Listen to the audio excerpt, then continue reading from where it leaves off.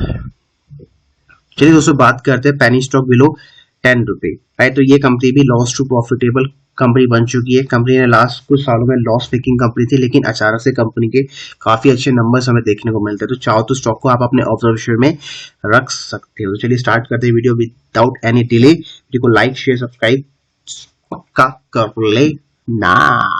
तो जिस कंपनी की बात करें हम जीटीएल लिमिटेड है। बहुत पहले आप सभी क्वेश्चन आते रहते हैं स्टॉक के बारे में। राइट सर, स्टॉक में क्या करना चाहिए। अब मैं अपना वीडियो बना रहा हूँ, ठीक है।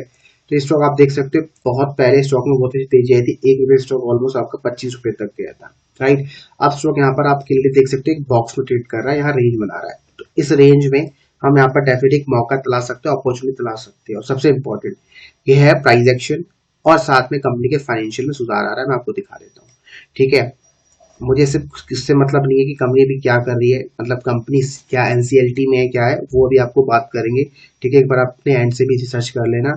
लेकिन मैं बात कर रहा हूँ कंपनी का प्रॉफिट। तो यहाँ पर आप लोग देख सकते हो कंपनी का यहाँ पर प्रॉफिट हुआ है, ऑपरेटिंग प्रॉफिट 15 सीआर का, और नेट प्रॉफिट हमें देखने को मिलता है 17 करोड़ का, जो पहले 68 सीआर का था। लास्ट 2 सालों में कंपनी लॉस मेकिंग थी, लेकिन अब प्रॉफिटेबल आ चुकी है।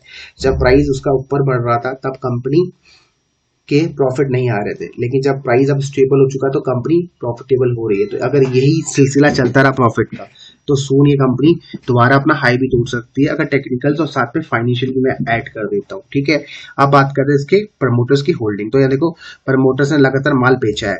जब प्राइस ऊपर गया, ठीक है, रिटेल जब बाई कर रहा था, प्रमोटर्स ने माल हल्का किया है। और साथ में यहाँ पर डीआई की होल्डिंग भी है। अब हो सकता है कि प्रमोटर्स माल दोबारा बाई कर सकते हैं, ऐसा देखा जाता है। लेकिन पब्लिक के अंदर जब मैं देखता हूँ तो मुझे दिखता है कि यहाँ तो यार कुछ अलग ही गेम चल रहा है। यहाँ पर तो रिटेल की होल्डिंग कम है और कुछ हिडन प्रमोटर्स, देखो यहाँ पर इनकी होल्डिंग 11% है, इनकी होल्डिंग 11% है। तो ये कुछ बड़े प्लेयर्स हैं जिनकी होल्डिंग यहाँ पर हमें देखने को मिलती है, ठीक है। अब आता है क्वेश्चन की स्टॉक का पहले क्या एनसीएलटी में था या नहीं है। तो देखो ऐसा कुछ क्लियर नहीं है। पहले आई थिंक मुझे याद नहीं आ रहा है, मैंने इसका वीडियो बहुत कम बनाया है, ठीक है। मेरे हिसाब से एनसीएलटी में नहीं था, बस ये था कि कंपनी कुछ पेनी स्टॉक है तो चलता रहता है। राइट, मैंने आपको यही बोला था कि स्टॉक से दूर रहना। उसका रीजन ये था, देखो बुक वैल्यू नेगेटिव थी, पहले होल्डिंग ये देखो 97% है। तो ये रीजन था जिस वजह से मैंने आपको बोला दूर रहना पेनी स्टॉक से। क्यों? क्योंकि स्टॉक 25 रुपए का हाई के आसपास ट्रेड कर रहा था, 20 रुपए के आसपास। तो लगातार मैं बोला दूर रहना, ऑल टाइम लो आएगा तब आएगा। लेकिन अब एक अच्छी उम्मीद दिख रही है, सूरज की किरण दिख रही है। क्यों? क्योंकि स्टॉक 16 करोड़ 17 करोड़ का प्रॉफिट जनरेट कर रहा है। और साथ में प्राइस एक्शन हमें क्या कह रहा है, मैं सस्ता हूं, मुझे आप बाय करो। देखो प्राइस एक्शन क्या कह रहा है, यहाँ से देखो ये यूटर्न आया, मतलब अब प्राइस को समझो, ये नीचे गिरा, यहाँ से यू बना के ऊपर रिकवरी हुई।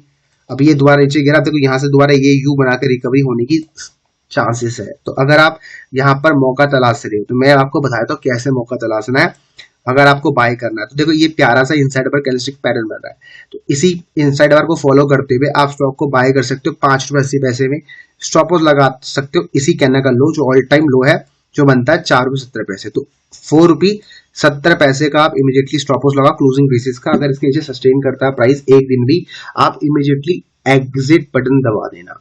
और अगर आपको बाय करना है तो अभी 6.25 के भाव में बाय मत करो, 5.80 की बिट डाल दो, या फिर आप स्टॉक में 5.50 की बिट डाल सकते हो। तो ये दो प्राइस अच्छे रहेंगे।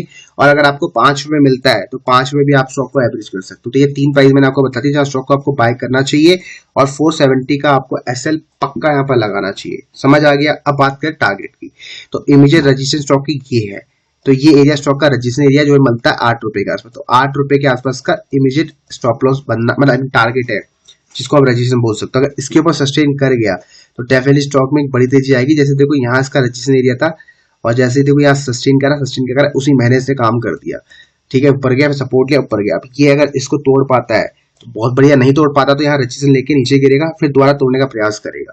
फिर इसके अगले टारगेट रहेंगे 13 रुपए के आसपास, ठीक है। ये पूरा प्योरली टेक्निकल से, साथ में फाइनेंशियल मैंने आपको बता दिए, उसमें सुधार आ रहा है। तो इस वीडियो को समाप्त करता हूँ। आशा करता हूँ आपको समझ आ गया होगा कि क्यों स्टॉक को आपको अपने ऑब्जर्वेशन में रखना चाहिए, कहाँ बाय करना चाहिए, क्या स्टॉक लगाना चाहिए, किस प्राइस में एवरेज करना चाहिए, ठीक है। समझ आ गया? नीचे कमेंट करो, नहीं आया तब भी कमेंट करो, डेफिनेटली हेल्प करेंगे। राइट।